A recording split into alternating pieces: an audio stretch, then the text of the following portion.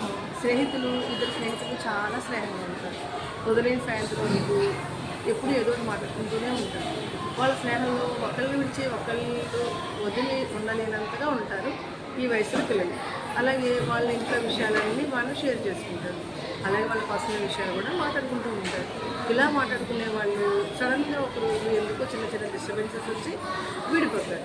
విడిపోయిన దగ్గర నుంచి ఒకళ్ళంటే ఒకళ్ళు కోపంగా అంతకుముందు వాళ్ళు చెప్పిన విషయాలని ప్రతి ఒక్కరికి షేర్ చేస్తూ ఆ ఫ్రెండ్ని డిగ్రేడ్ చేస్తూ వాళ్ళ ఇంటి విషయాలను కూడా అందరికీ చెప్పేస్తూ అలా వాళ్ళని చులకన చేసేస్తారు వాళ్ళ స్నేహితులు. ఇలా ఎప్పుడు మనం అలాంటి విషయం అలా ఎప్పుడు ప్రవర్తించకూడదు.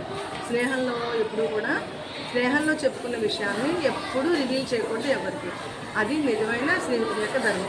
ఇలాంటి ధర్మాన్ని మీరు పాటించకపోతే ఎప్పుడూ మీ స్నేహితులుగా ఉండరు. ఎందుకంటే స్నేహాలు ఎప్పుడు మధ్యలో ఈ వయసులో స్నేహాలు కలుస్తూ ఉంటారు, విడిపోతూ ఉంటారు. అలా ఎప్పుడు జరుగుతూనే ఉంటుంది. అలాంటప్పుడే మనం చక్కగా స్నేహధర్మాన్ని పాటించాలి. అలా లేకపోతే కనుక మనం ఎక్కువ స్నేహితుల్ని పొందలేకపోతాం.